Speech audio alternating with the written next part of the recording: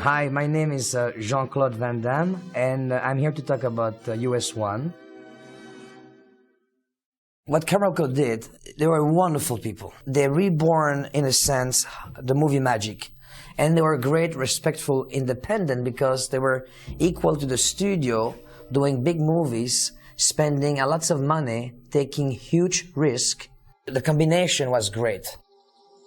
I'm the director of this movie. And I'm Dean Devlin, one of the writers.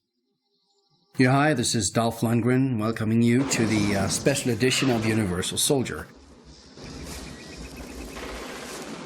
That actor is Jack Moore, who's done a cameo in pretty much everything we've ever done. But this was his first shot with us.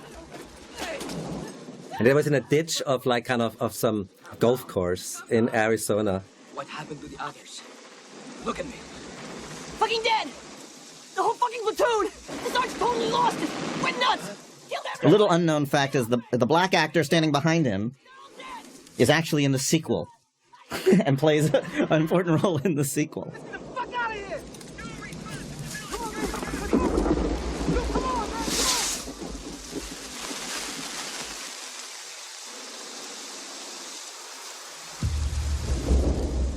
Well, it's like kind of this whole movie came to be because I had like kind of worked on another movie for 9 months, and then like I decided to drop out, and Mario Casar gave me like kind of another movie to direct, and this was like a Universal Soldier.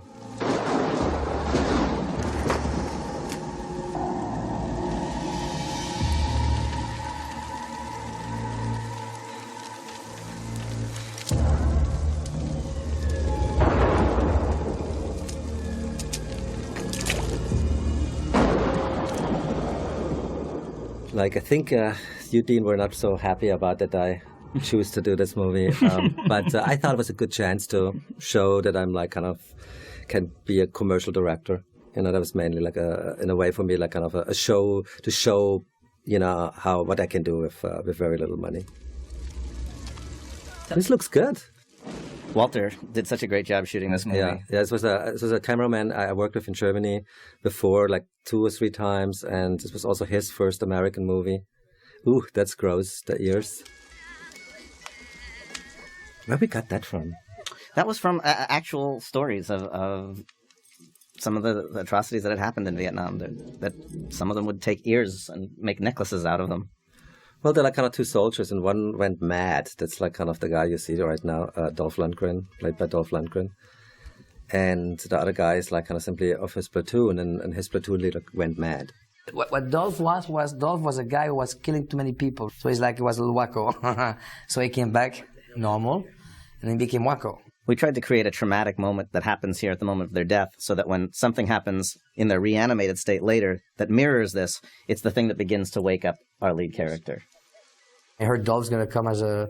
You know, it was great because Jake Bloom, my lawyer, told us, he's very smart, he said, listen, this guy did Rocky, he did Bloodsport, you go together, this guy, Casar, can bring you to a studio 2000 print. Do it. That's the magic, man. Both Dolph and Jean-Claude were already on the project when we came, so we inherited them. And they were like kind of the right people, actually, for this movie, because it was like, that time, like, I think Jean-Claude was the upcoming action star, and Dolph had been the villain of the Rocky movie, and so pitting these 2 guys against each other seemed like, you know, a battle of titans. The tension was there. It was a good tension, and he was with a great acting coach. He was with a person who was always with him, putting him in that direction. Dolph takes acting very serious, and he wanted to kind of really do something what he hadn't done before, and we like kind of had to kind of sell him on playing, you know, the bad guy. And the moment he accepted that, he really went for it. He wanted to play this bad guy. So I had all these crazy ideas how to make the guy, sort of my character, you know, theatrical and big and crazy and psychotic. And Roland, he liked everything I said. I put the stuff in my hands. I put the Indian stuff, which comes back later in the movie. It's interesting watching it now because you realize that everything in this scene comes back later in the movie someplace else. See, that's like kind of the thing which will later, at the end of the movie, will reoccur, that moment. At the time, I was studying acting with Warren in New York, and I went into all of that. You know, where'd you grow up? Where'd you go to school? What happened when you came to the military? All this stuff. This is like the old Laurence Olivier speaking to Dustin Hoffman. Well, my boy, why didn't you just act it? You know, sort of like, all right. Well, we like kind of told them, like I said, what do I play? Well, we say like it's very much like a Kurt's character, and they kill each other.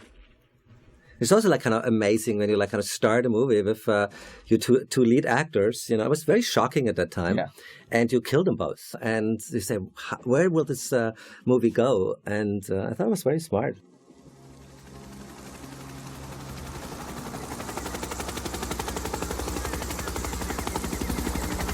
This is one of my favorite shots of the movie. I don't know why. I always loved this helicopter. Yeah, because it's also like shot in a golf course. I mean, this is like we had such a hard time finding anything which looks like Vietnam. And that's actually in Arizona, in the middle of a golf course. This is a golf course, and we put some palm trees in.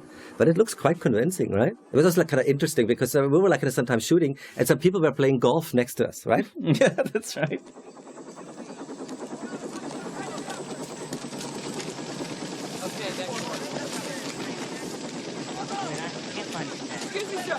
All right, here we go. What the? Oh, Jesus Christ. Nice touch. Another one of your friends. John Look how Story. young he looked. Oh and my how God. thin. And him. Bradford Bancroft and John Story. John Story ended up doing cameos in a lot of our stuff, and he was a regular on our television series, The Visitor. MIA. We didn't find anyone. You understand? Boy, he looks like another person. We can call this MIA. Lincoln, this is Eagle. Come in. I've got a code. So strange, isn't it? Yeah, it's so strange. In a way, like kind of movies are time capsules, right? Yeah. Pack them in ice. People don't realize how atmospheric this movie was. I mean, we had the rain, the smoke. I mean, it really had a lot of texture. Well, it was directed by me. Oh, that's true. I like the title, you know.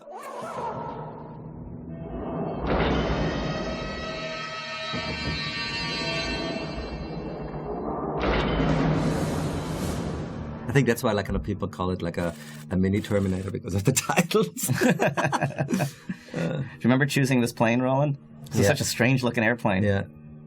It's always like kind of when you like kind of come from Europe and all of a sudden you have like the money to kind of get toys. You're kind of looking for like kind of something different, you know? And that was like the weirdest plane I've ever seen.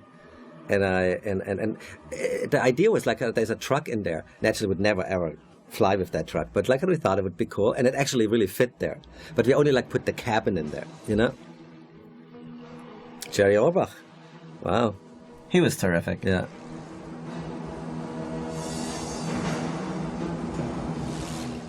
The music was like kind of from what's his name? From the guy from Tangerine Dream, Christopher Franke. Oh, right, right. Yeah.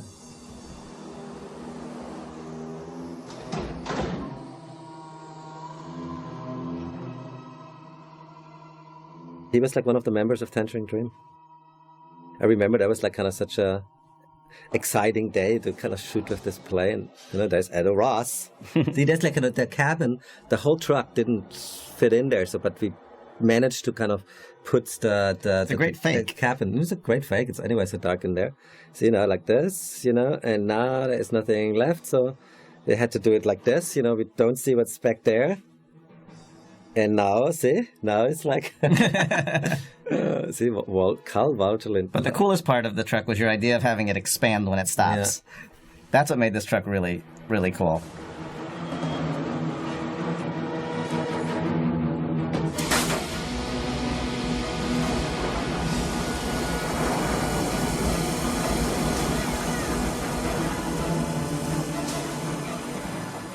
That's Edo Ross.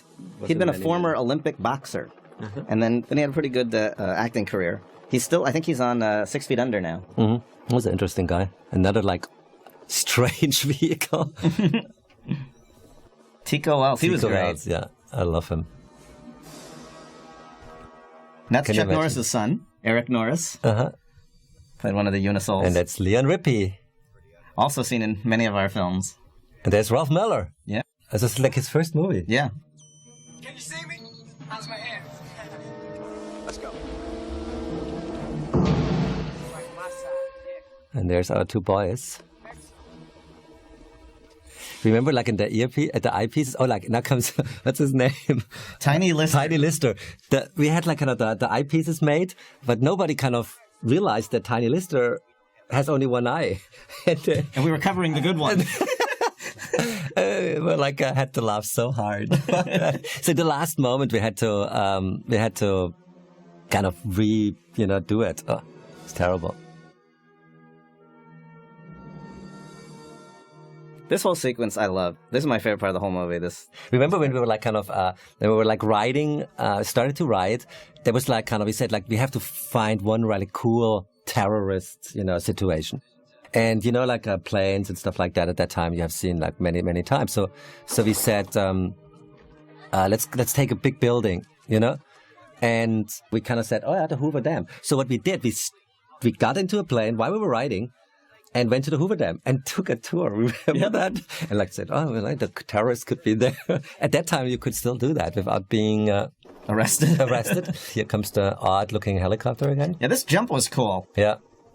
The stuntman of Dolph is a courageous guy, but I saw the jump, and he jumped, and he go backwards, and he received such a spank on the butt.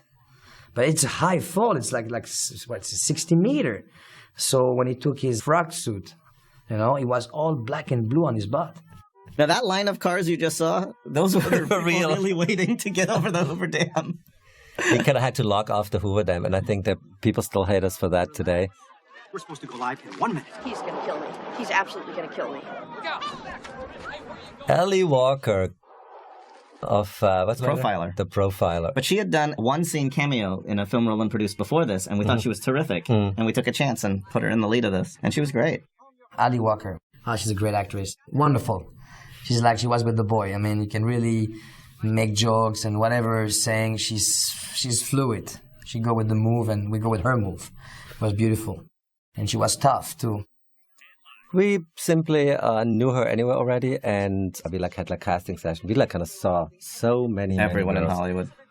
And she simply was the best. I mean, she had the right combination of of toughness and humor and.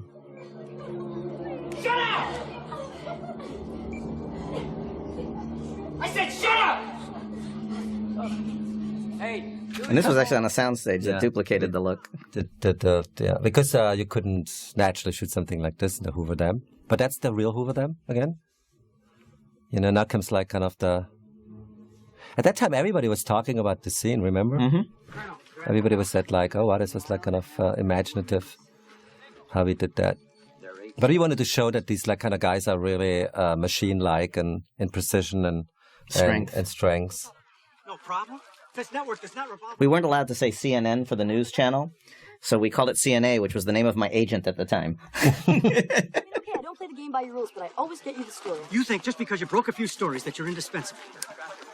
Well, I had a little chat with the network today. And you know what, Ronnie? You know what, Chuck? You're fired.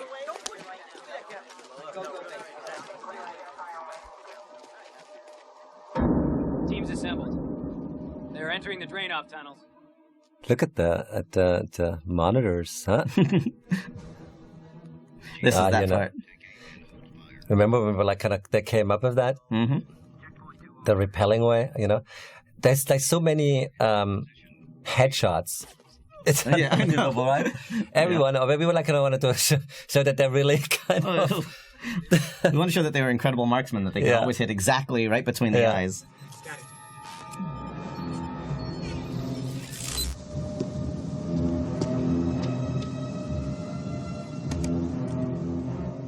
This I always thought was a clever idea, that they recorded the voices of the checkpoint guys and then played it back digitally so that the main terrorists kept thinking that the guards were in place. Pretty clever. Yeah. Checkpoint 1 all clear. Checkpoint 2 all clear. Checkpoint 3, all clear. They're buying it. Now comes the. They're going forward. That's the part of the rappelling that's so amazing. Yeah. One of the stuntmen did have a camera on a helmet. Yeah, I remember it was like a white and red helmet. That impressed me. I did a little bit of the rappelling at the end. Otherwise, there were stunt guys going down. Big Armstrong is really, really, really good. And he and his brother came up with this. Vic Armstrong, great stuntman. You see, with Vic, I've done few movies. But Vic Armstrong is great, well organized. He did the James Bond. I loved the James Bond movie. Great stuntman. This was to show that this one was particularly violent. Don't be ridiculous. Checkpoint 3, all clear. This is such a early 90s movie. Yeah. It's great. I love this shot, too. Yeah, that was like kind of... That's a great Steadicam shot. Yeah. It was the first time I used Steadicam. I was like, it was like for me such a thrill to have like the possibility of a Steadicam, you know. No, actually, you know what? We used already Steadicam in Moon 44, but like very limited. Yeah, that's right. Hold it there, buddy. Hey! Ralph. Here comes Ralph. This is probably the most violent thing we ever did in a movie right here. We... Pistol and explosives detonator. Shoot him!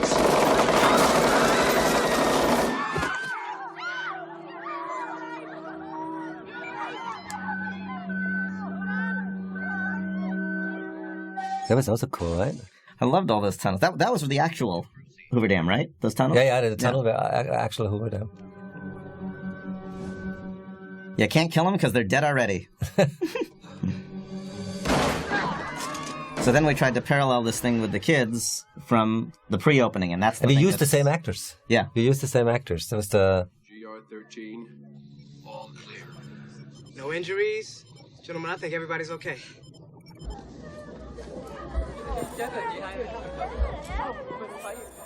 It's like his waking up point. For both of them, it's like this moment. Arizona team. GR-44. Status report. GR-44, do you read me? Problem? He remembers. Try another frequency.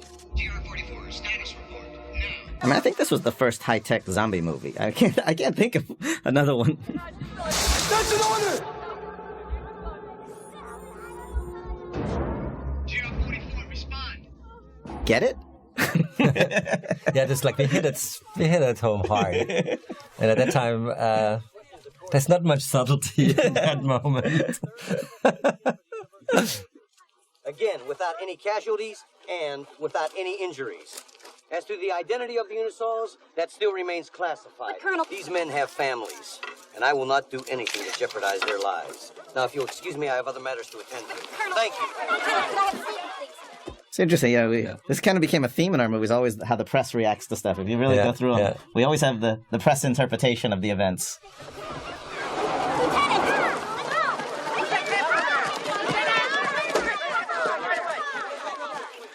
Yui? I've got an idea. No, you don't. Yeah, I do. I hate when you do this. This was interesting. Remember this plane that was just sitting out there and we just had to shoot by it? This Kingman, Arizona, right? Mm-hmm. God, what a place. Jets sitting out in the middle of the desert. It's cool, right? Yeah. This had This a is great a nice looking movie. It is. No, it is. Look at this, you know? It's a little bit like a Close Encounter feeling, right? Mm-hmm. Well, as it gets to later in the night, too, it gets even more of that feeling. Yeah.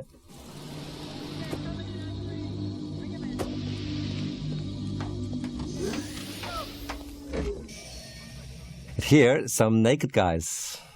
And look at the suit. I mean, that's a little over the top, right? He just froze up. We can't figure out what happened. What do you mean, froze up? At the end of the mission, he became completely unresponsive.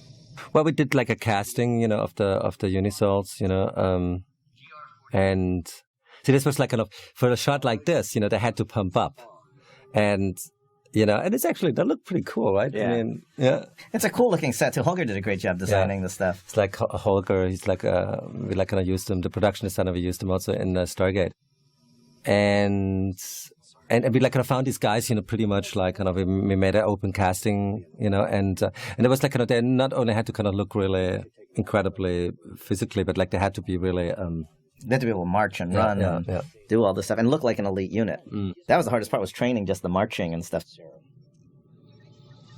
But this was a good device for us in that their bodies, because they do so much more than we do, that they heat up, and if they don't get cooled down, they can expire.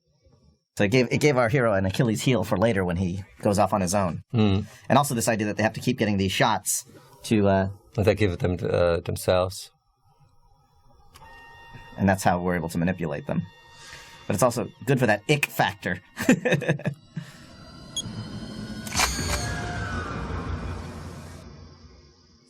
Because everybody was in the audience, I was cringing into the shot. It's a classified... Well, watching his movies, we realized, his strongest suit is like his sweetness, his like kind of a really, on screen he comes off as a really nice person. And we kind of tried to play this in this film, because it was a great contrast, to Dolph Lundgren's character. And that was like kind of, and then Dolph is like kind of, as you have seen in the Rocky movies, he's like kind of really, really incredibly looking, and he has this coldness about him, where he's like kind of Swedish or something. He's actually in private not at all like that, but he is, coming off on the screen very much like that, and so I think they were like kind of a good combination, in a way. And we pretty much like also modeled everything because we had them already in place, and so we like kind of somewhat like wrote these parts for them, with them in mind, right? Mm-hmm.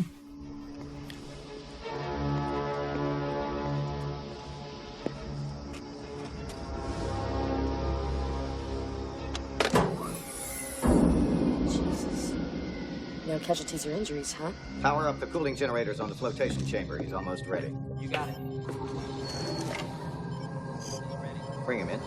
Thank you.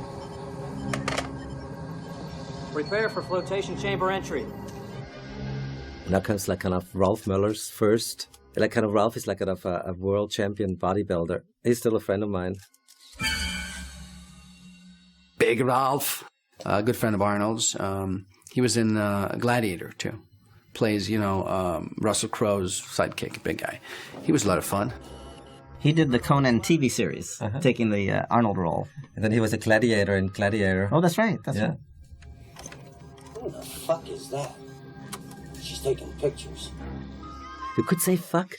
We couldn't say that today this many times. That was a cool look. That was a cool little shot, right? Yeah. See? What'd you get? Redemption. Let's get out of here. It's sometimes amazing when you like look at the movie such a long time, See, there was like a little ramp built in there. In the early 90s, you always had to hit the ramp. You had to hit the ramp. There had to be some spectacular car crashes, right? We didn't shoot up a fish tank, though. We missed that one up. Yeah, if we could have, we would have. There's only we had no idea how to kind of put a fish tank in the movie. We always tried to put comedy in weird places, like that last shot where they're pushed up against the... Veronica Roberts, CNA? You want to help me out? Thank you. Hey, easy. Take it easy, man. Oh. Go, Nick. You. Okay. You all right? Okay, they got him. Bingo. I want to speak with someone in charge. You guys speak English? Awaiting instructions. Tell them to find that film and bring those civilians back to base. I'm sure that we can handle this whole situation, all right? If I can make a phone call. What's wrong with these guys? Again, this is like exactly monitor what you like saw earlier in Vietnam.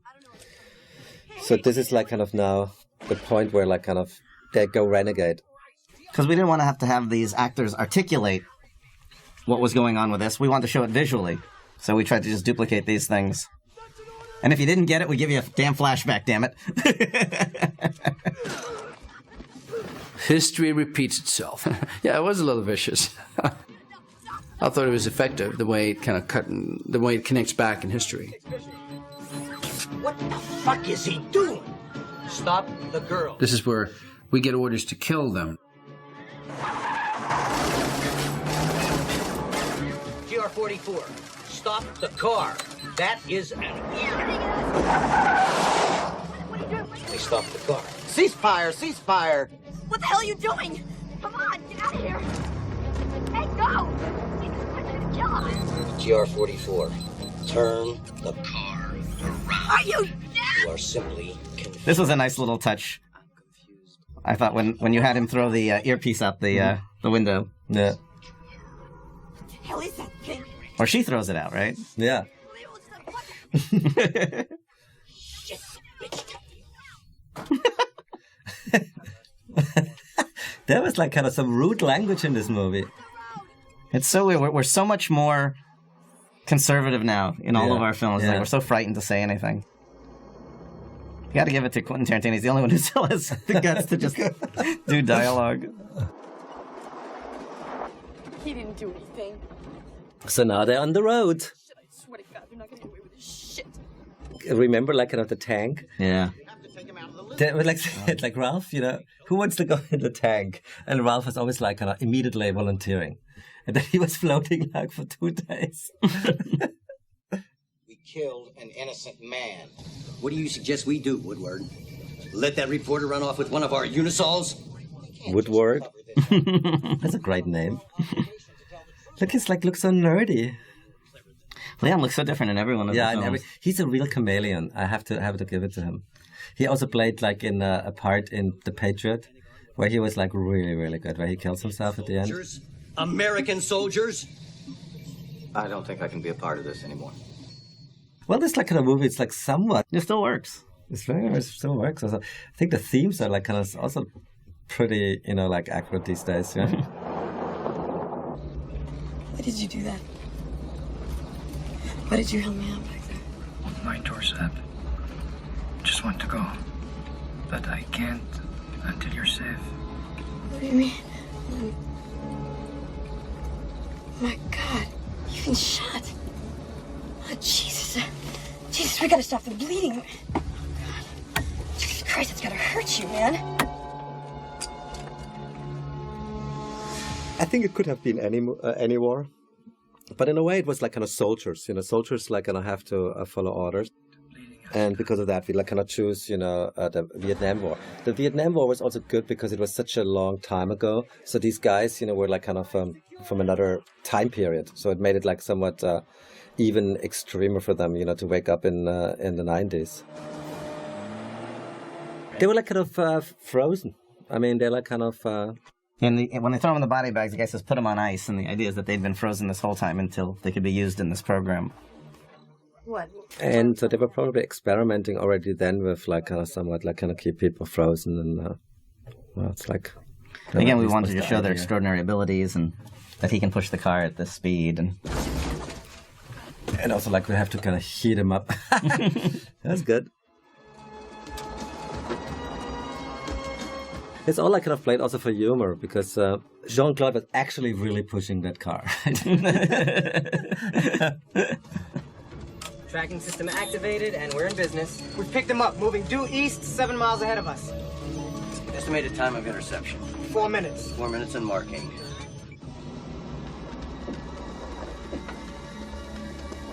This motel was completely built at this very small town in Arizona. What's it called? Ashfork, Arizona. Was that the real name, or did we just call it that? The real name. That was the real name. But this whole thing was designed and built so we could destroy it. You must be pretty tired after all that. But I think the whole town was just this one street. Yeah, there was like kind of maybe 20, 30 houses, you know. It was like kind of this truck stop out. It was a kind of like cool place, you know. I fell in love. It's like, you know, as a European or as a German, you really fall in love with these like desolate, like kind of desert places.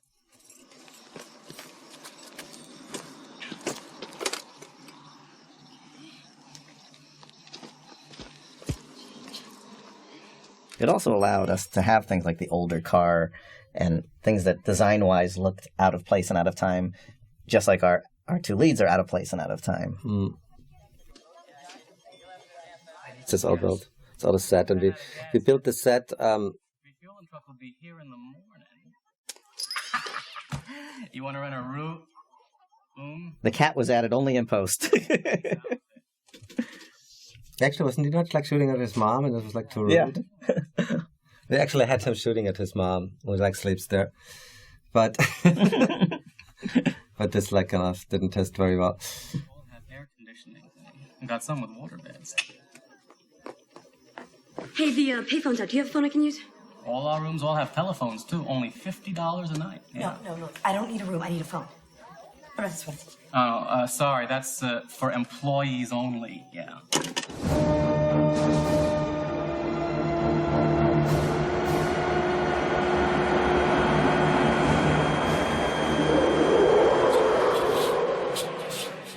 So funny. It's like home movies, though. When you watch a movie that you worked on so long ago, you know, it's like I can't help but think about the night we shot it and the weather and. $10. And a matter of a small $20 security deposit. Of course, $20. You are. Have a nice stay. Well, years and years of research went into this. No, not really, right? No, this is just an old-fashioned zombie movie. It's also, I think, no. Only what we like knew. I mean, it's... We just made it up. Exactly. Oh, this is like kind of commercials you can get as a... Remember that? Mm-hmm. So excited about that. It's like kind of commercials, you know, which fake commercials, so you can show them on TV.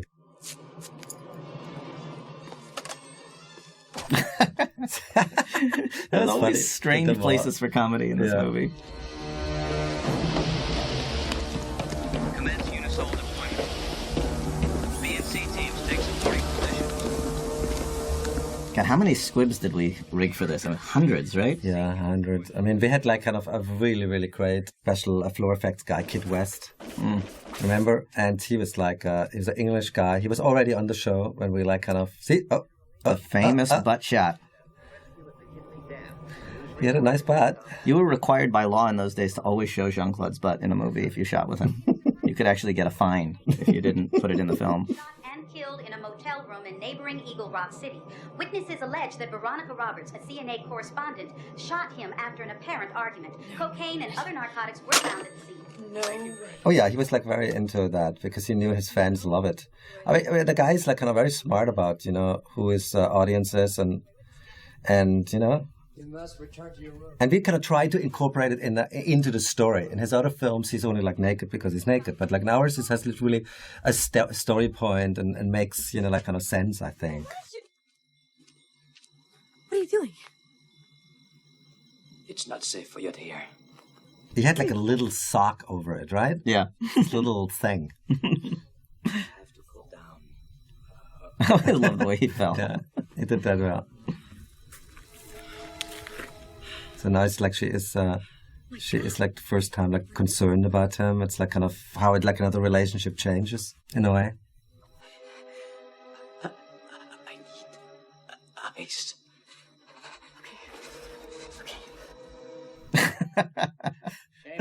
She was great, the old lady. Yeah, she had not much to do, but she had to have that luck. And it's just, I always got a laugh, right? Yeah, always. That always got a laugh. All over the world. Yeah. Well, because it's so, you know, human in a way. What the devil is she doing with all that ice? Maybe I should call the police. But it's always good when you've got a superhero that there's a Achilles heel, you know, his kryptonite. I got all the ice that I could. You okay?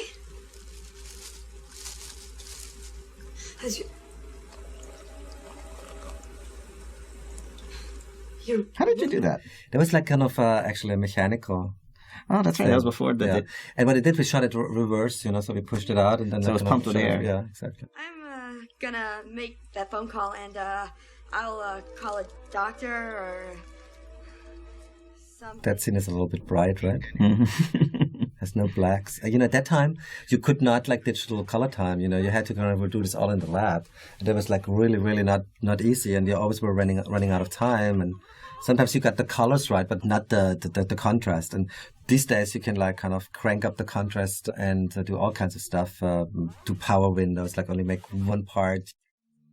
You killed it! Hey, this is coming out of your security deposit. He's got her in sight. And now it comes the big shootout. Girl, what do you want me to do? Tell him to wait till they're together. Well, first you write it, and then you like kind of have the trouble to do it.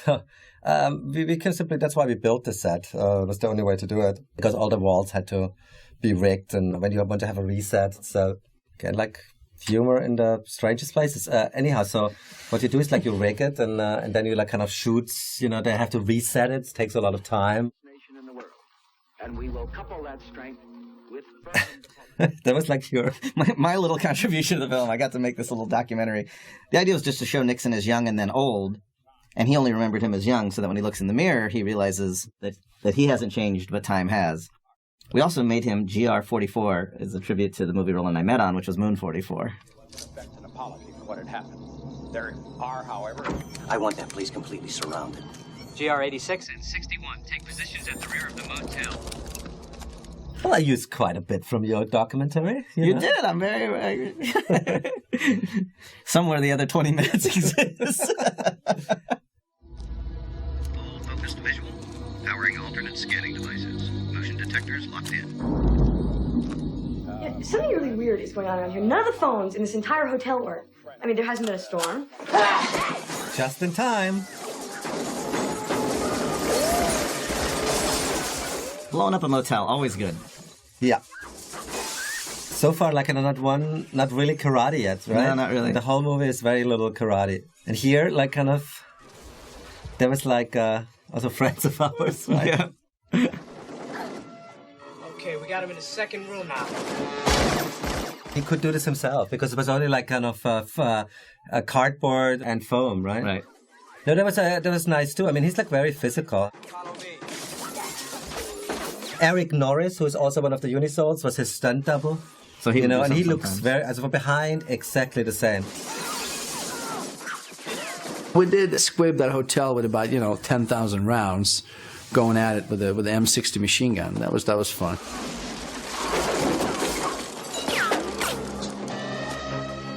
The last wall is solid concrete. This is one of the things I'll sometimes do as a writer, which is really dumb, is I'll have a character do something incredibly stupid, like walk away from the monitor at an appropriate moment. Yeah. Hopefully I'm getting better at not writing that anymore. It was fun running the troops, yeah, it was. Because I did a lot of practicing on the physicality. It's kind of a mechanical, it's quite hard, in film. It's hard not to move a lot. Just to move your eyes, to just be kind of mechanical when you move, when you pick the gun up. I was the lead on the, robotic movements. I showed them how to do it. That was fun.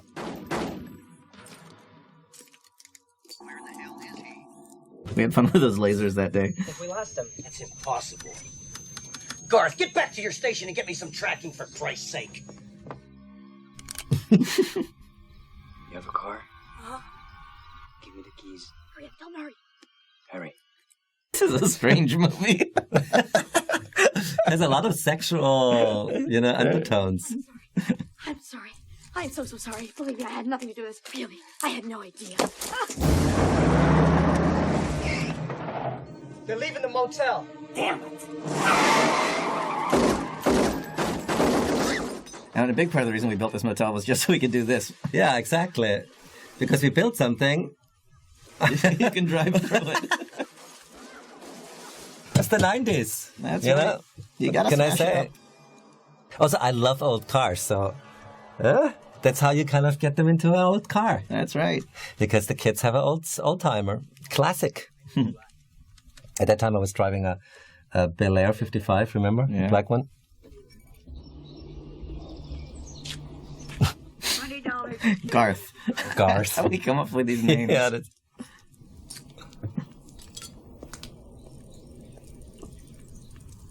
Woodward.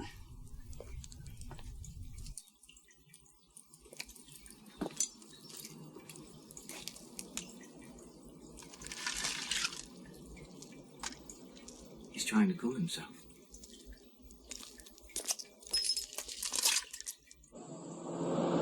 Beautiful Arizona. You're such a comfort. Buckle up. I'm fine. We shot a lot of stuff in Arizona. Yeah. How can you be so damn calm? We shot some of Stargate in Arizona. Destroy Eastern Europe, and you're sitting here. Independence Day was like kind of Utah, Arizona. Yeah. Eight-Legged Freaks was all Arizona. No. Universal Independence Day was Utah. And Nevada, just at the border. We shot a lot in the desert. Yeah.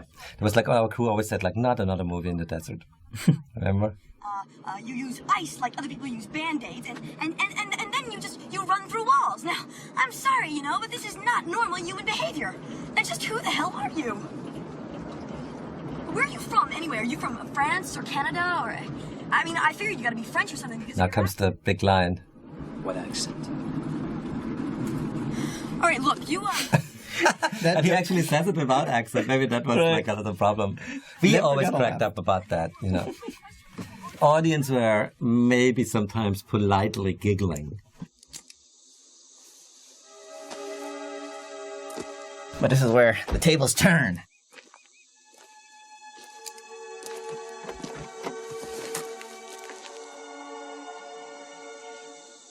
What the hell did they do to you? I don't know.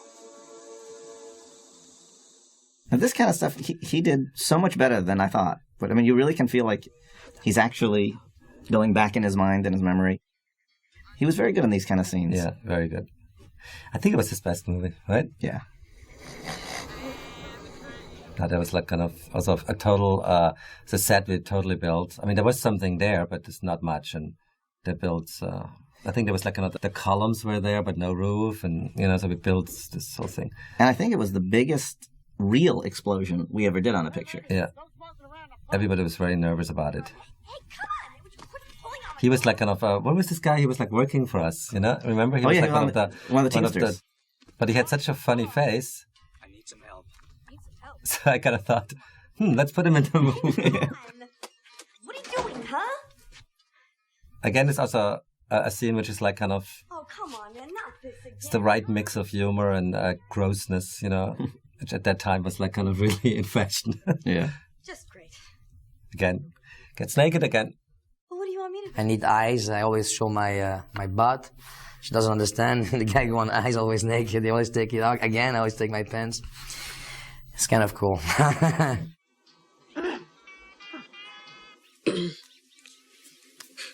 Stay in shape, don't you? What are you doing in there? That's actually, you know what? This movie's better than I thought. Yeah. It's fun. Valet. Do I look like a valet? What does this look like? Beverly Hills? Be there? Yes. Yeah, it is. It's very normal. Always good to throw in a dick joke when you can. Update informational computer scanning system. They've stopped up ahead in front of a single-story structure. I think I found something. Right here on the back of your leg. That's such a funny shot. This one is even funnier. Cut it out. Wait a minute. I can't cut it out. I'm not going to cut you. He cuts it himself. Again, it's like the people in the audience were always like, wow, they were jumping. Hurry up and get out of there. I got a business around here. Take it. What? Take it. Take it? We don't have too much time. Oh, God, this is so gross. Oh, God, this is so gross. It's always good to do something really gross. Are you okay? Yeah. Good. I gotta lie down.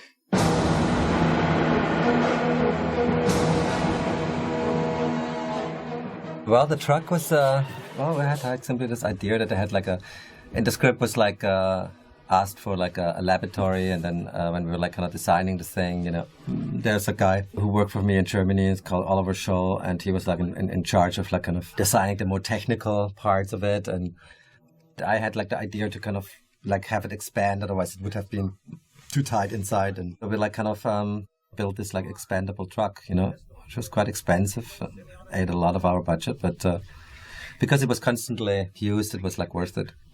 At that time, like everybody thought it was really cool. South. Converge on my command. Team advance. Surround target. Teams east and south prepare for break and ram.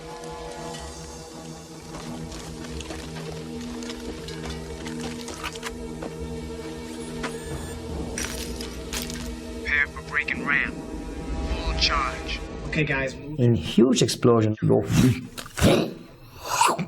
and you have no air for 2-3 seconds. And then you have the heat coming later. You have to be very careful with the stun when explosions are involved. When we did this explosion, we were all up on the hill directly across from this. But when the explosion happened, you could really feel a concussive wave of heat and power. I mean, we were all kind of shocked at how strong it was. But luckily, no one was hurt. Had like kind of all these cameras. Good And explosion. look at the truck going straight up. People miss that sometimes. Yeah. But how that truck just lifts right up was amazing. Yeah. This is like big, right? Now we had like a little... At that time, like kind of, you had some burning people. Yep. You had to have it, you know? Well, especially since heat was their Achilles heel, we thought it was a good way to narrow down how many were chasing him. Get him out! Extinguishers! Woodward! Guard! Guard! Get over! Get this guy! Get this guy! Wait! DR-74! Get DR-14! Over here, Woodward! Get him down! Getting smarter. Get those coolants ready! Get that truck operating! Remember that?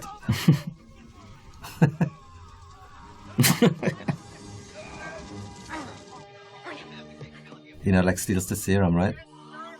And the book that tells him oh yeah, okay. Who he is, or she kind of takes that, right?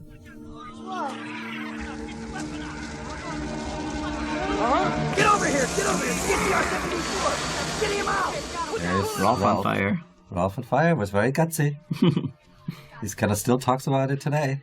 You know, he always like tells everybody, you know, Roland once put me on fire. That's right. You know, my first movie, he put me on fire. He lit me up.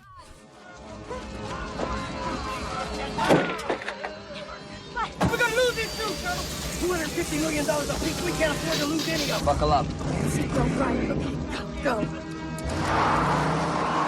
It's very important that you buckle up, you know, because you will pretty soon see, you know, what it does to people who don't buckle up. That always got a little scream in the theater when he sat up there.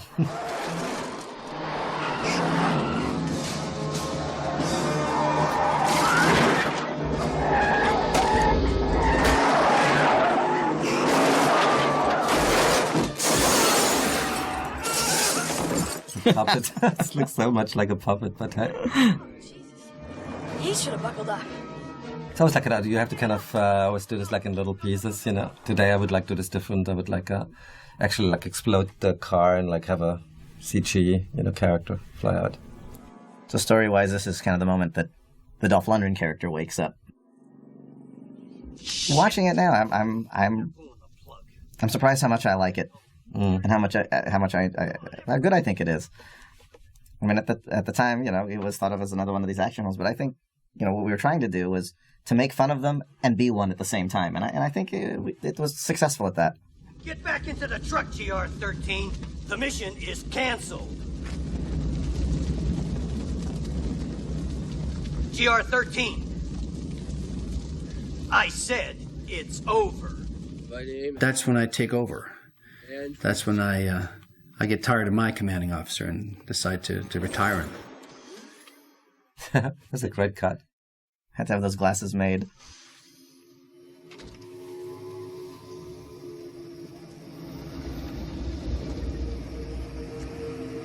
Remember, it's like we shot it's inside the truck in some warehouse in downtown LA at the end. This was like kind of a scene, you know, which we like kind of shot forever, right? Yeah. There was like kind of trouble. You're wasting your time. He can't hear you. Jesus! I've relieved Colonel Perry of his command. GR-13, this mission has been canceled. I order you back to the cooling chamber. Now! Orders? I'm giving the orders from now on. We have a mission to complete. Again, this is like kind of going back to the Vietnam. This is the most violent movie we have ever shot. Really, what I wanted to do was take out the turns for the character, and be more theatrical, and be almost on the verge of over. It's super theatrical. It's a scene with the ears, and you know, throwing the ears down, wiping your finger, that kind of thing. This is probably that was the best kind of my section of the movie. Yeah, my favorite scene. Now, the woman playing the waitress was actually Dolph Lundgren's acting coach. Mm-hmm. So she was working with him throughout the movie. Brenda? Yes, Joe. And she was actually a terrific actress herself. Hey. You want something to drink? Yeah, okay. He'll have a soda pop. Great. He's not gonna make it. You just shut up. He'll hear you. Doctor, look. If he thinks that we failed, he's gonna kill us both. You just keep working. If you ask anything, just stall him. What was all that stuff for the guts? I don't know. Like kind of so gross. Yeah, it's like. See, now it's like he's injecting himself. On muscle enhancers. He's making himself stronger. Oh, great. That's just what we need.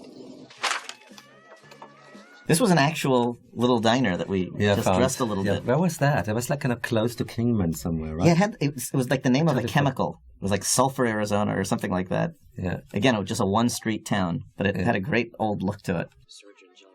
There was this little diner there, which we like kind of dressed up a little bit.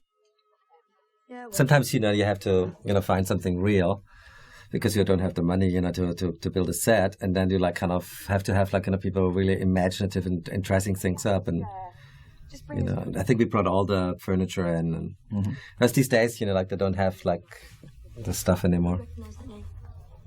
And extras were all from that town. And that was like the weirdest looking people, right? Yeah. It's always like kind of some weird, strange characters. For me as a German, it was like, oh, wow. It's definitely worth a shot.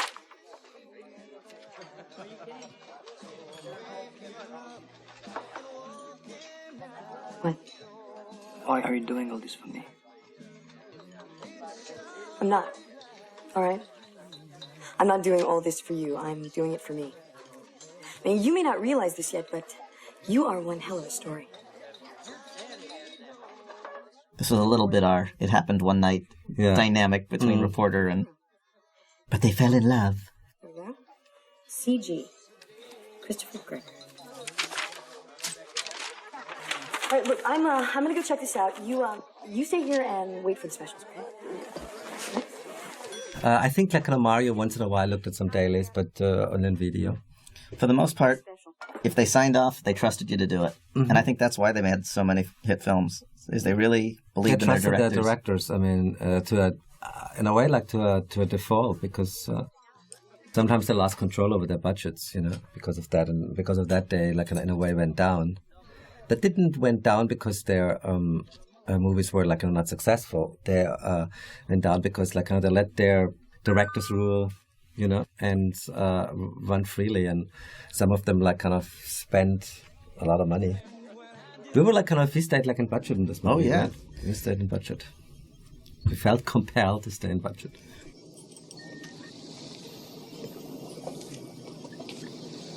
Sergeant Scott, could I have a word with you? I think when we did Stargate, it was going under, right? Yeah, they lasted about another 2-3 more years. Which is an irony, because had they not gone under, their next two films probably would have been Independence Day and Titanic. Yeah.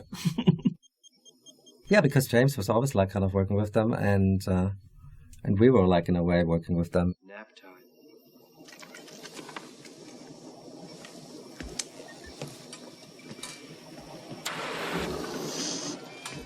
Are you nuts? Why'd you tell him that? Oh, they're like kind of now producers. Mario and Andy, they're like kind of just did Terminator 3, and I think I Spy. Yeah, were involved in that too. So it's not like the old days. It's not like the old days. They're like kind of, like kind of regular producers now. You increase the pressure, and I'll engage the injection device on the arm of this chair.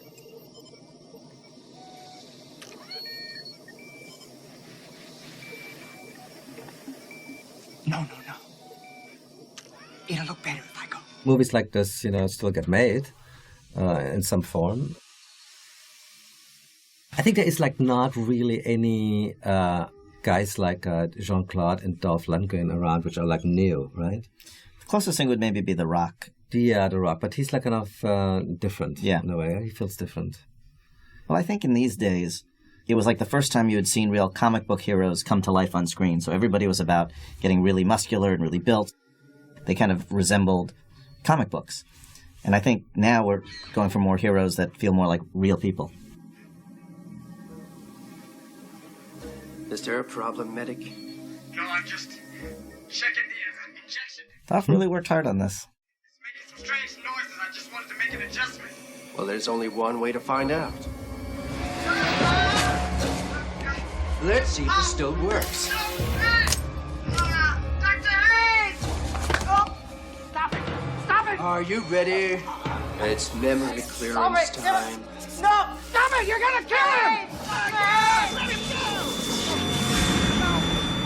go! No! Stop it!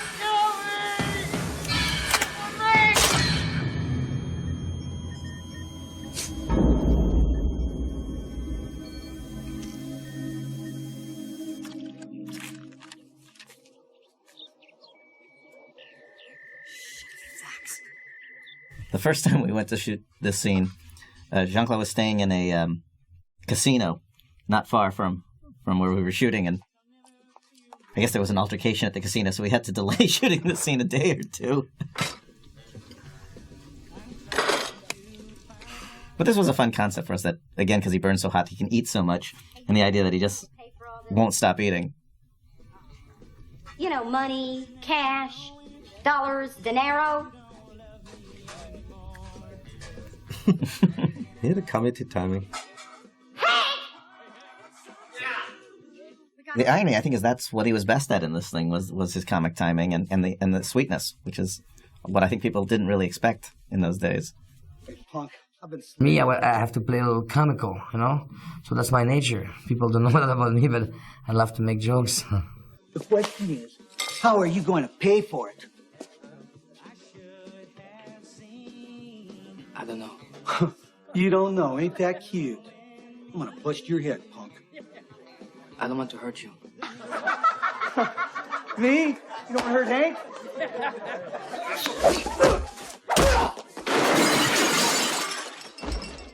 Again, even though this is a fight scene, it's really played for humor. All of these stunt guys end up showing up later in all of our films. Yeah. This guy just did a part in Cellular. This is like the typical thing, you know, is there like kind of one by one if somebody flies through the window, right? Yeah, operator, a local number prefix KL5, Dr. Christopher Gregor. Yeah, I always talk to people. I ask them to show me their move, and I showed my move, and then I ask the director what he wants, because what type of move do he want, and then it's better to put a guy who choreograph between the two guys, so he will tell, so nobody has a need. He was good at that. He's good at that. But again, it becomes about the popcorn. About the popcorn here, because he has to eat. Just silly scene. Veterans Hospital? Yes. Great. Operator, can you tell me exactly where that is? 1087 Clinton Avenue. Clinton. Wonderful. Thank you very much. You know, that's the regular action scene. It has like humor. It has, you know, also he doesn't really want to do it.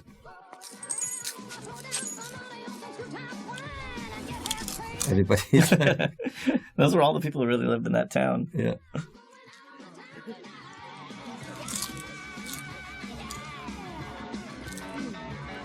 How was lunch, huh?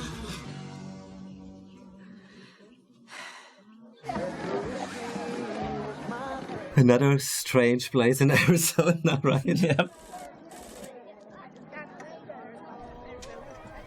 So this one we named after my character in Moon 44. Exactly. That was an interesting shot, by the way, of the truck, because it was, the sun had already come up, and we were worried that it was too late, that it wouldn't match the scene. And the DP found a way to smoke it and light it, so it actually cut together. But at the time, we were really worried. Another friend of yours. That's right. I'm looking for a deserter. He's traveling with a female POW. Beat an asshole.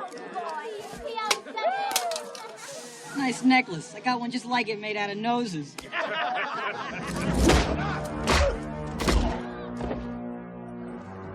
Now they're in this white and yellow Buick with no front or rear window. Covers his ears. Refresh your memory.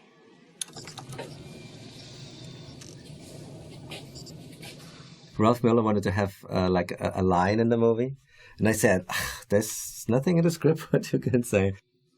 And one day I came to him and said, "I got some line for you. You can count, but you have to count backwards." Right. Yes, sir. He would like for you to hold this for 30 seconds and then drop it. I think in the original version, Leon Rippey's character was supposed to survive this. Mm-hmm. But then I think we just killed him. 2, 3. I know which way they went. Yeah? You got a pencil? Sure. By the way, I like your belt. Can I have it? 25. 26.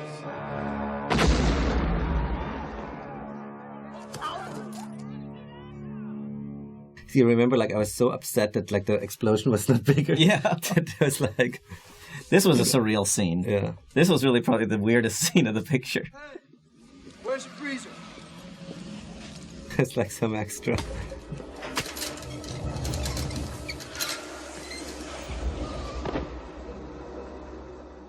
It was somewhere in some supermarket, somewhere where we were. I think it was Kingman, Arizona. Mm-hmm. I think we shot that in Kingman. That was like kind of, like a real, like kind of location. Some A real veterans hospital. Yeah.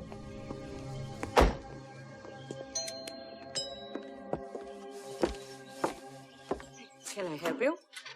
Yes, we would like to speak with Dr. Gregor. Do you have an appointment? Yes, yes, I love that he shakes his head no while she says yes. Follow me. He was good at that stuff, right? Yeah. Lupe Antaveras. She's good. She's a really good actress. She had a very tiny, small part, but... She does a lot of local theater in L.A. Oh, God. Oh, man, I'd kill for a cigarette right now. You would kill someone for a cigarette? No, it's an expression, a figure of speech. I mean, I wouldn't actually kill someone for a cigarette. I might hurt her real bad at this point, but I don't think I'd kill him.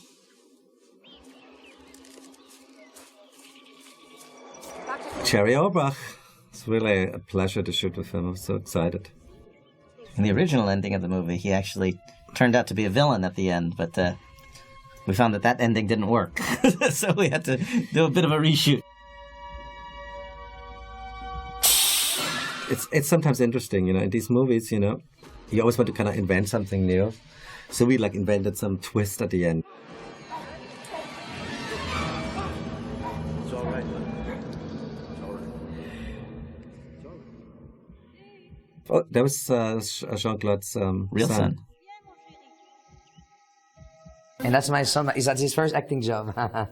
He was 7 or 8? Yeah, and then you do it, and then you kind of test the movie, and people don't buy into it. And then you do pretty much the classic ending, where you kind of the good guy beats the crap out of the bad guy, and the people cheer. That was really always loved that moment. Eating this raw steak over there, and I'm doing this crazy speech. Yeah, this whole monologue is just surreal. Do you have any idea what it's like out there?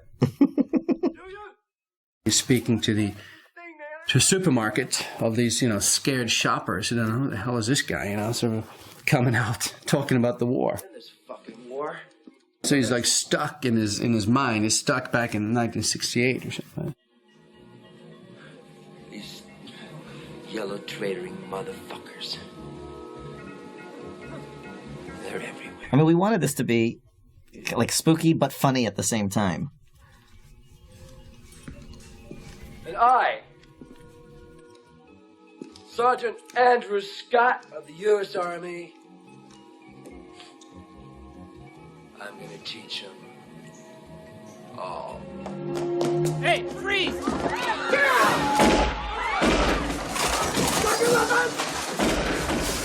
There's a lot of headshots in that movie. Well, at that time you could get away with murder. It's not like that anymore. And I think that's a good thing too. We weren't trying for PG-13. We were allowed to be an R. Yeah, so. But No, today you do this, you get an X. No. You could still get an R for this, but they would kind of make you maybe cut out a couple of things. But it's much more strict though. Flesh into living tissue.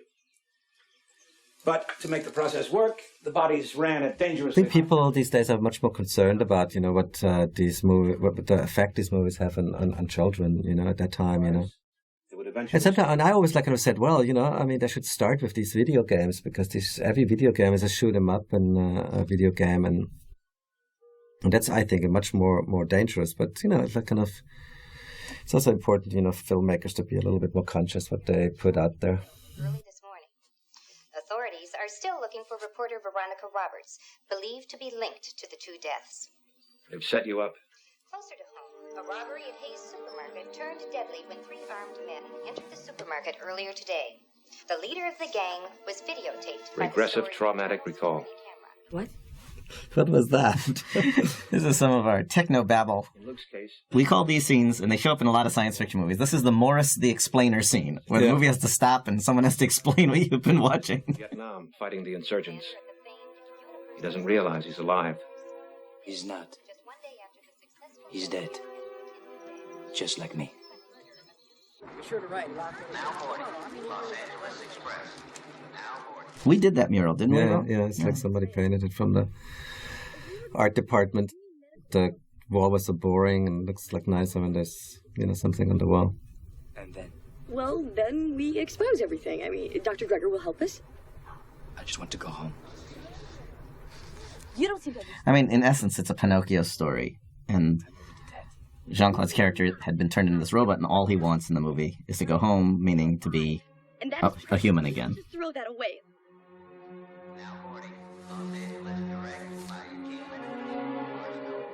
I always like ask myself, where did he get the money from? Right. He couldn't pay for the food, but he bought a bus ticket. Well, what is this for? You're safe now. He's only coming after me. You know, you're making a big mistake here. You've got your story. That's what you wanted. You think...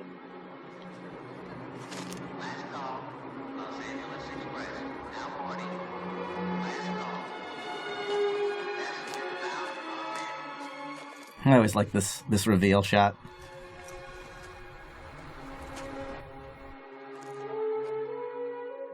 It was amazing. Remember when we shot that, you know?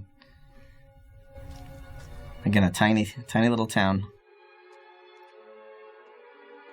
Where was that? I mean, I don't remember even what town that was. We did a lot of moving for a low-budget film. Normally, you can't do that many company moves, and we must move 5-6 times. We had constantly a discussion with Don Heitzer, you know, how much we move, you know. This reveal was a fun shot, I always thought. First, he's happy to see that she didn't leave him, and then they're in the doghouse again. That always got a good laugh.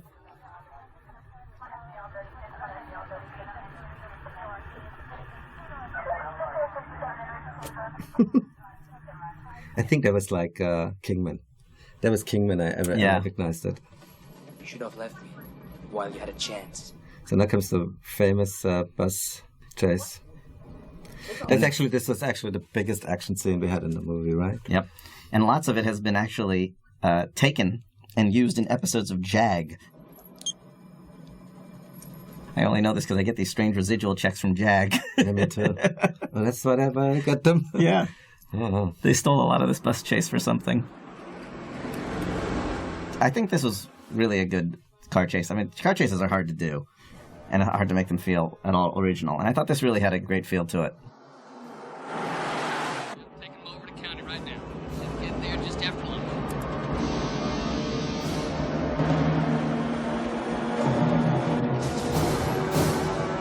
Oh, shit! Most of that was shot by like Vic Armstrong. Remember? He was like kind of shooting parallel with us. But you storyboarded this whole thing. Yeah, well, I storyboarded the whole thing, and then what we did, like, kind of, we shot everything with them interior. We shot on stage. Right, poor man's process. Mm-hmm. Got you now, boy. All this was like shot on a stage.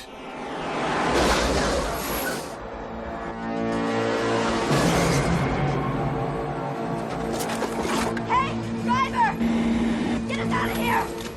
All this too, and like kind of this one was like kind of poor man's process. We shot this like on a parking lot. Mm-hmm. That again is like kind of stage. It's all stage. Holy shit! Pullman's process is when you like kind of don't drive at all. We only like kind of make wind, so we move the camera a little bit, shake it. Yeah. Excuse me?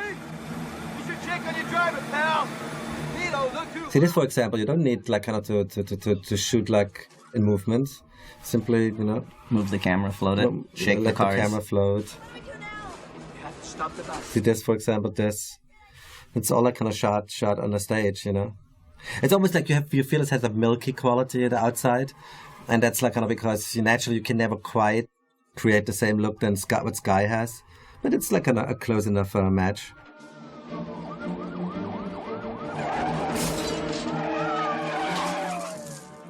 Well, a fun idea too that they're locked in the back of a bus with a dead driver and it's just driving forward.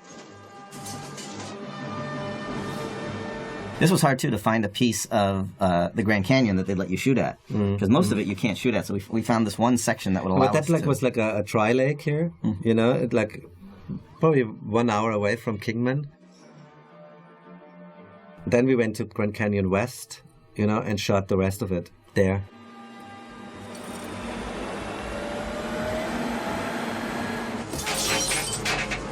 Oh, God. Do you want to play catch?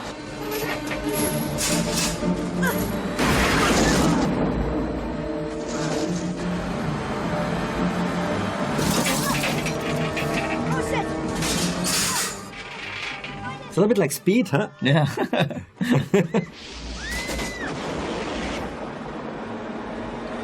we having fun yet?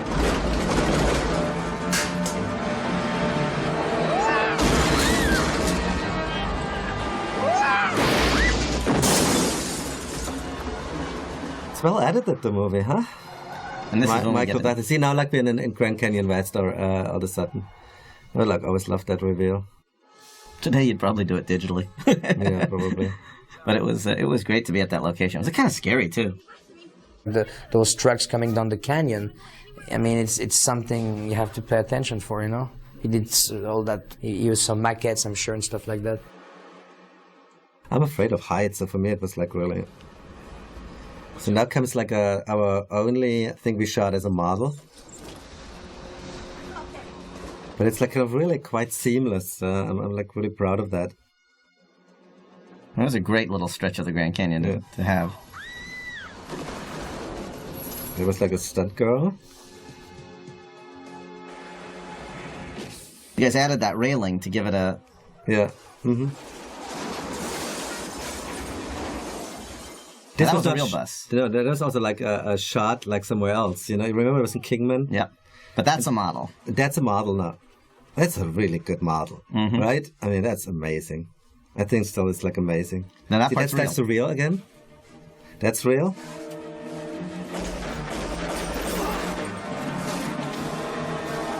Model. Model. Model. Not model? That's a model too. Again, it looks good. Really good model. Did Anna shoot this? No, I think Walter shot that. Walter shot it? It's really good. You know, and Volker was involved, and I remember that. We like kind of went, you know, remember we went like kind of extra out there? Mm-hmm. Some good pyrotechnics. Looks good. Well done. Huh? When you think that, I think the below the line on this was like $14 million for everything we've seen. Like that, yeah. That's a lot of production value. It was like that moment.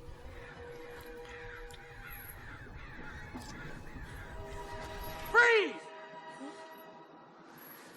Now! Hold it right there!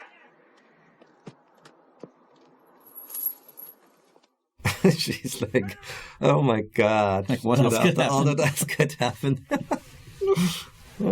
Put your hands over your head!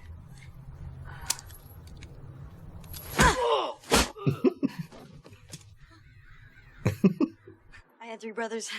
Come on. That was got a big laugh. Jeez. People like when chicks kick ass. Chicks kick ass, exactly. We were way ahead of our time. Were we? I don't know. Don't know about that. Come on, get the car. Hurry up. I'm gonna take you home. Buckle up.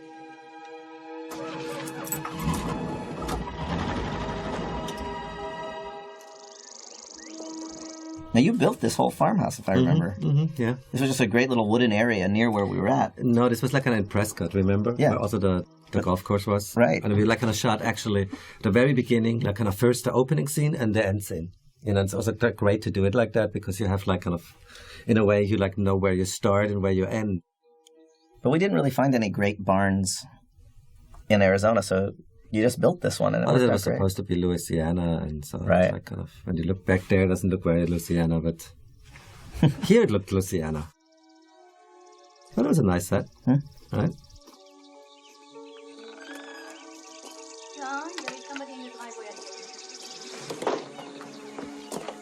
Bonjour.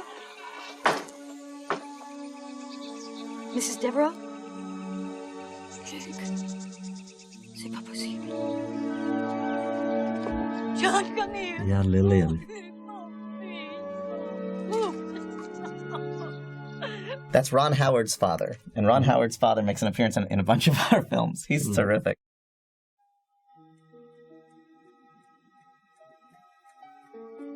Oh, wait a minute. What do you mean Charles isn't there? Well, where the hell is he? No, look, I don't care what you've heard, all right? It's not true. No. Okay. I thought it was important that we were friends at some point in the beginning of the picture. The movie alludes to that to some extent. You know, there's some old photo where we're standing there and we were buddies. I'm gonna have to get going. A news van from the network is gonna meet me at the sheriff's station. They still don't believe me, but I think we'll be able to change their minds. Are you okay? So many things are missing. Yeah, Michael Duty was the editor. The cutting was magnificent. Cutting, it's so important. You can, you know, when you make a film as a director, you do the best you can because time is in the issue. I mean, that is an issue, the time. So you do the best you can. But then you always feel sorry. Something is missing always because perfection exists somewhere.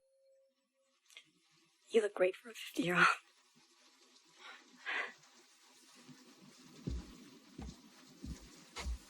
Care for a cup, Miss Roberts?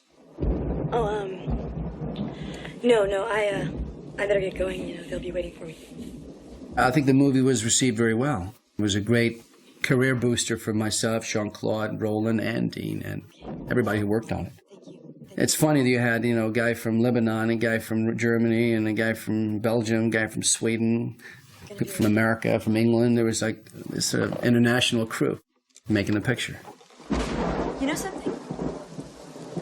I haven't smoked a cigarette in almost 2 days. Maybe I'll quit. See you.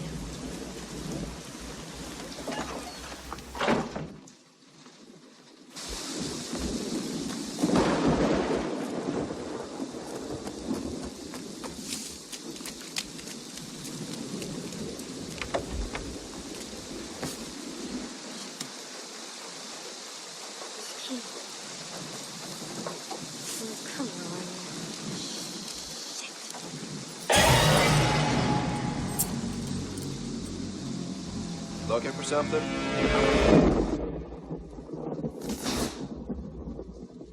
Well, in a way, it monitors the opening. You know, it's like pretty much everything is the same thing. Like the opening, it's like he has to overcome Dolph, and he realizes all of a sudden that his parents are like not there anymore. And even down to having it rain and giving it the same textural feel and the fires. Exactly. And then this time he's like has to not only like kind of rescue some people he doesn't know. Now it's like his mom and dad and the girl, you know, like who helped him. So the stakes are much higher. Devereaux! Devereaux, can you hear me? It's like pretty classic, you know. Yeah. The idea was like to also make it look like Vietnam. That's why we like kind of added the rain, which is a pain in the ass when you shoot it. I mean, luckily it was so warm. Every time you have to like to start the pumps, you have to kind of build rain rigs. Everybody, all the cameras have to be packed in. We later shot like a whole movie, Godzilla in rain, right? Mm-hmm.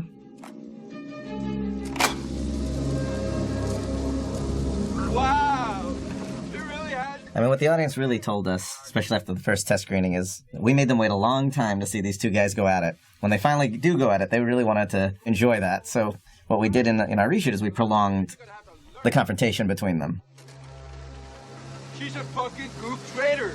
I gave you an order to kill her. Now you're gonna have to fulfill that order. It's the only true fight scene where you see some karate moves, you know. But it's much less karate. It's more fighting, you know. And because they both have these superhuman, you know, like kind of bodies, you know, and strengths, you know, so they can throw each other a little bit further than normal people can do. We tried to make it uneven in the beginning that our bad guy has been over pumping up with it and our hero's been away from it for a while. So it's not such an even fight, but then the hero finds a trick to help even up. Yeah, it was very complicated. Actually, it was like a setup. The parents were not his real parents. And at the very end, you know, it ends like a little bit tragic, right? Yeah. They like kind of start shooting A little him. the King Kong ending where... Yeah, it's a little bit the King Kong ending. Audience hated it. And you know what? It was like so interesting. You know, we had like this test screening. It was really hugely successful. You feel it in the room until the very end. It was like we already were high-fiving each other, and then like kind of the ending, and it left them so confused. They were like they hated it. So we knew that we like have to reshoot. Because they didn't want to see like a soldier super fit going like an old man and dying. It's too sad. And it was easy to make it different. I mean, right? A lot of this part, the outside part, was in the original ending. Yeah, it's all original. We had the fight always, you know, only with another outcome. We just didn't have the stuff in the barn, and we didn't have the parents being kidnapped. Because it's a street fight, you know, you work with what's there. So some things are planned, like if you got a breakaway wall, okay, you know, you got to use that. Some of the moves we came up with as we were there. I mean, me and Jean-Claude would talk, how about this? You know, what if you go down and I do that, you miss, you can sweep me this way and I can do that. I was in pretty good shape and I was, you know, into doing all kinds of throws and stuff, and I used some of those. But we have to cut pieces. You cannot do a full fight non-stop in the rain. You have to reposition. If I land from my long body to a shot, you need a close-up on my head, landing on the floor, you know, to make the fight more rich. More time you have for a fight, more camera angle you can put from the wide frame and later on covering on detail shot. If you have a well-choreographed fight on the wide frame with professional people who can control, but control with a touch, so you react, so it look good, right? So that's cool, but there we have to cut away. I was surprised of the power of his legs. He got powerful legs because he got big meat. He's got long legs. And we actually thought it was more violent, rather than to keep fighting, than to have him force our hero to shoot the woman he loved. I think we should shoot her in the head. Fire! It's empty! It was always like our favorite line. It's empty. And then this was to parallel the girl running from the opening when he threw the grenade at the girl.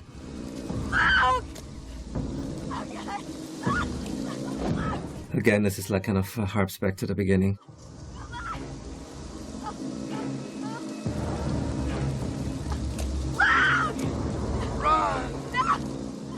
This was all actually originally shot. The only you will like kind of later see it when he shoots the crap out of him. That was like kind of shots. This was always in the movie here. This was always like this.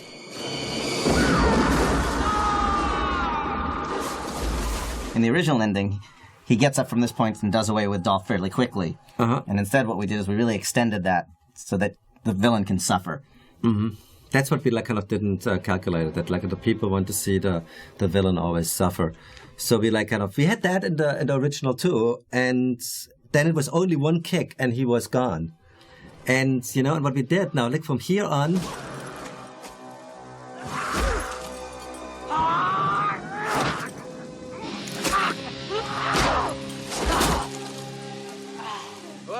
now we're in new material. Exactly. This is like new now. All this we like kind of shot new. I mean, this is a serious matter, Private. But it's seamlessly cut together with the other footage. I mean, you would never know that this it was has a shot. little bit like a different feel, but well, like kind of. I got a little secret for you, boy. And we shot this in like one day. Yeah. I mean, we had long to. day. We had to. We couldn't. And it was a 20-hour day. It was like kind of amazing, you know, that we could do this all in one day. Everything is like kind of shot in one day. And it's all like breakaway stuff and inserts and there was like I think it was 46 setups, But it was a good addition, this idea that he can then equalize the competition by giving himself the muscle enhancer. Say goodnight, asshole.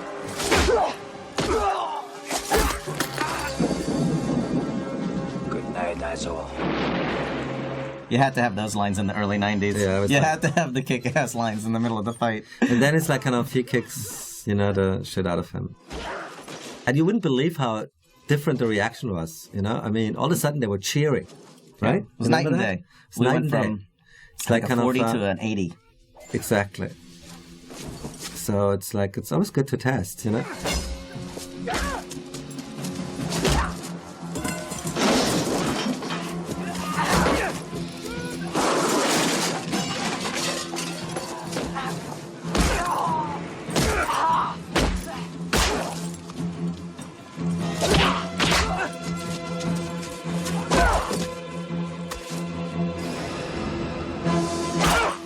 So that's not the moment when the people start cheering, because he not only wins, you kind of learned this from Rocky, right? Yeah. It's not just good enough for the hero to win, the villain has to suffer.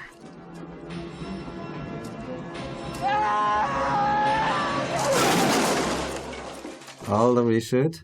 And you'll see, it's kind of now, in a way, it's supposed to reshoot. And then it brought us back into our... into our...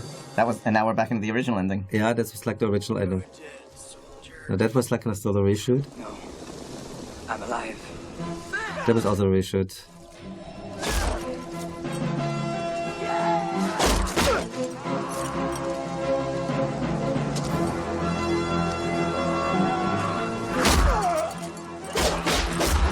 The triple cut's terrible.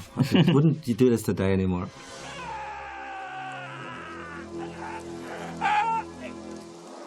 Again, make the bad guy suffer.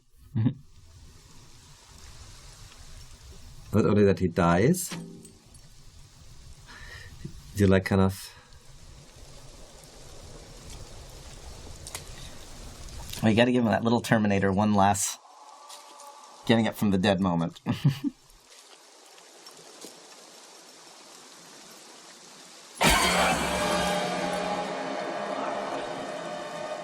That was an original too. Yeah. That was an original too. And again, semi-homoerotic as well. Yeah.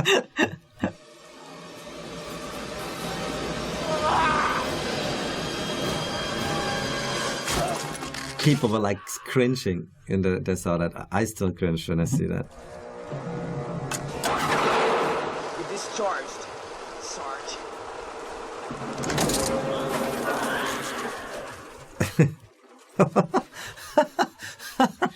What you may not have noticed is what was flying out of the shredder was ears. Yeah. So now we're into reshoot again. You okay, Dad? Mom? Don't worry about us.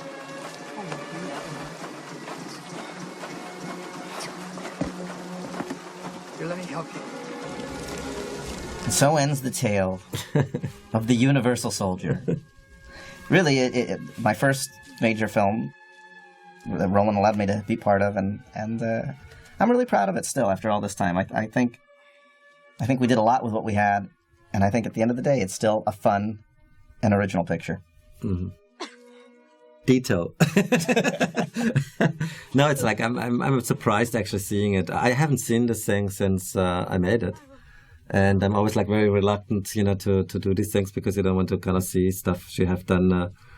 In such an early stage in your career, but I'm pleasantly surprised. Mm-hmm. I thought it was kind of... How do you feel? It's better than I thought. Like a 50-year-old.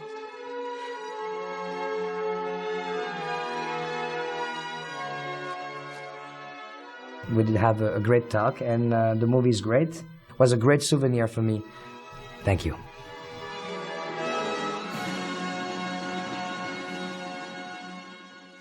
We came up with this idea. It was Jean-Claude came up with it actually, and now we were going to do some kind of scuffle on the the red carpet there, to like fighters do, right?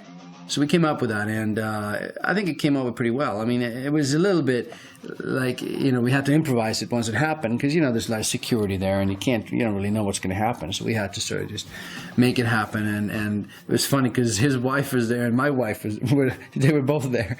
And I don't know if they really knew what was going to happen. Like, what's going on here?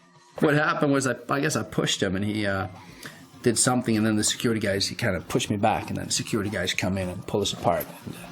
And you can tell, it's all these Italian paparazzis are going nuts, they're like fighting each other to get there and get some photos because they thought it was real. People always say, "You guys friends?" Yeah, of course we're friends, I mean, just because you play enemies in a movie doesn't mean you have to hate each other. It's the opposite. If you fight somebody, even in martial arts, if you have a good fight, or if you spar, then you become more friendly because you know each other really well in a very physical way, right? Because you work out together, you hit each other. So I think that makes you even closer to the person in a way.